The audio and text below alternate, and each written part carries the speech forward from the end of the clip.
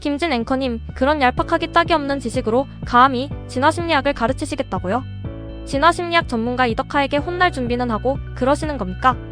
3분도 안 되는 이 쇼츠에 어떤 문제점들이 있는지 하나씩 까발려드리겠습니다. 제4탄. 여자가 짝짓기 상대의 안정성을 남자에 비해 더 중시하도록 진화했을까?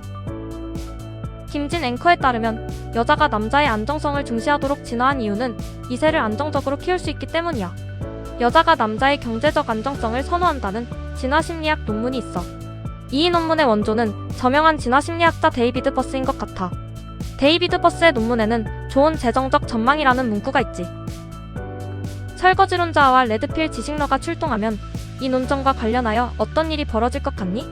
설명의 편의를 위해 극단적인 사례를 들겠지만 내가 제시하는 아이디어가 훨씬 더 일반적으로 적용될 수 있을 것 같아. 키 크고 얼굴 잘생기고 싸움 잘하지만 공부 못하고 성실하지 못한 남자를 알파 양아치라고 부르자. 키 작고 얼굴 못생기고 싸움 못하지만 공부 잘하고 성실한 남자를 베타 범생이라고 부르자. 원래 베타는 2인자를 뜻하지만 레드필 지식의 맥락에서는 평균 정도 또는 평균 이하를 뜻할 때가 많아. 20대 초중반의 여러 알파 양아들과 뜨거운 사랑 및 사랑 제작을 나누다가 베타 범생을 선택해서 결혼하는 여자를 설거지녀라고 부르지. 설거지녀와 결혼하여 경제적 안정성을 충실하게 제공하지만 아내에게 무시당하는 베타 범생을 퐁퐁남이라고 부르지. 베타 범생처럼 경제적으로 안정적인 남자를 여자가 선호하도록 진화했다는 것이 김진 앵커의 생각인 것 같아. 그런데 뭔가 이상하지 않니? 설거지론가 레드필 지식에 따르면 정작 여자의 가슴을 뛰게 하는 남자는 지뢰 설치반이라고도 불리는 알파 양아치라고. 알파 양아는 경제적 안정성이나 사회적 안정성의 반대말에 가깝지. 반면 안정적인 남자인 베타 범생은 아내의 가슴을 뛰게 하지 못하기에 무시당하는 퐁퐁남으로 전락하지.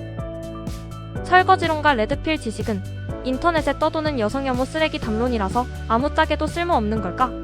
지뢰 설치반 현상과 퐁퐁남 현상은 21세기 한국 사회와는 사실상 아무 상관도 없으며 설거지론자들과 레드필 지식러들의 순수 창작물일 것 같니? 나는 진화심리학에 대한 그들의 지식이 김진 앵커에 버금갈 정도로 한심하기 짝이 없다고 생각해. 하지만 지뢰 설치반 현상과 퐁퐁남 현상은 21세기 대한민국에서 일어나는 실제 짝짓기 현상을 어느 정도 반영한다고 생각해. 그런 현상들에 대해 논문이나 책을 발표하면 페미니즘의 비합리성이 판을 치는 21세기 선진산업국에서 진화심리학자가 대학 교수 자리를 잃을 수도 있는 것 같아. 이 때문에 겁나게 쫄아서 제도권 진화심리학자들이 그런 주제를 감히 건드리지 못할 때가 많다고 나는 추정하고 있어. 사람들의 흥미를 끄는 주제가 있는데 전문가들이 회피한다면 어설프지만 용감한 아마추어들이 설치고 다니기 쉽지. 욕망을 과학적으로 설명할 엄청난 잠재력이 있는 진화심리학이 찰스 다윈의 종의 기원과 함께 탄생하자마자 20세기 초반에 사실상 암흑기에 들어섰어. 그러자 지크문트 프로이트의 황당한 정신분석적 욕망 이론이 판을 쳤지. 프로이트에게서는 도무지 건질 것이 없는 반면 설거지론가 레드필 지식에서는 약간이라도 건질 것이 있는 것 같아. 이 문제와 관련하여 데이비드 버스와 그의 노선을 따르는 진화심리학자들은 현대 사회의 기준에 대단히 집착해. 하지만 인간의 진화한 심리를 연구하려면 우선 원시 사냥채집 사회에 초점을 맞춰야 한다고. 당시에는 돈도 월급도 실업도 정규직도 비정규직도 막대한 재산도 없었어. 따라서 경제적 안정성이나 재정적 전망을 따지는 것이 어떤 면에서는 무의미했다고. 어떤 남자와 결혼하고 싶냐고 묻는 설문조사 방식에는 심각한 문제가 있어. 알파 양아가 설거지녀의 가슴을 뛰게 한다는 주장이 옳다고 하자. 여자의 가슴을 뛰게 한다는 것 자체가 여자의 진화한 짝짓기 심리를 건드렸음을 시사하지. 그런데 현대사회의 결혼시장에서는 베타 범생이 알파 양아를 이길 때가 많아 보여. 이것은 여자의 짝짓기 본능의 직접적 결과라기보다는 현대 자본주의 사회에서 일어나는 사회화의 여파가 아닐까? 설문조사 방식에서는 짝짓기 본능의 직접적 결과와 자본주의 사회에서 일어나는 사회화의 여파가 마구 짬뽕되기 쉬운 것 같아. 여자가 남자에게 보이는 생리적 반응을 측정한다면 짝짓기 본능의 직접적 결과를 더 잘 반영할 것 같아. 안정성이라는 개념에도 시비를 걸고 싶어. 우월한 남자라면 온갖 방면에서 안정적이겠지. 도덕적인 남자라면 온갖 방면에서 안정적이겠지. 정신적으로 건강한 남자라면 온갖 방면에서 안정적이겠지.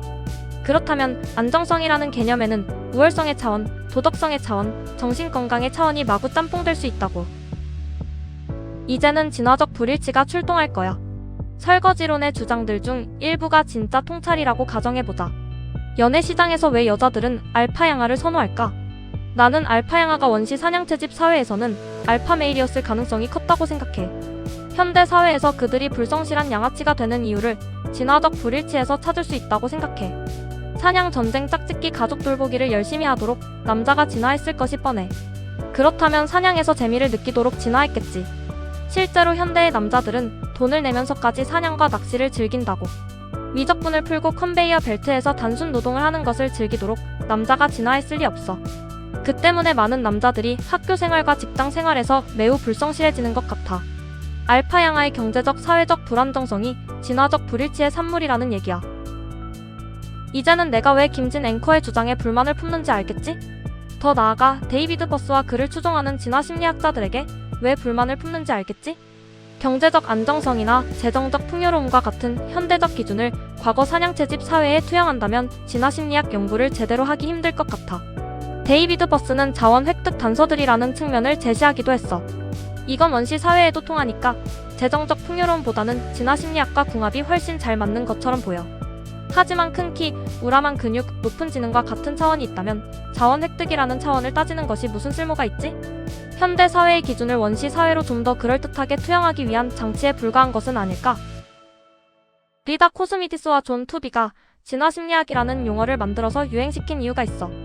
선택압 수준의 분석, 심리기제 수준의 분석, 행동 수준의 분석을 애매하게 짬뽕하지 말라는 경고가 담겨 있다고. 안정성이나 자원 획득 능력이 과연 여자의 진화한 정보 처리 회로의 구조를 제대로 개념화한 걸까?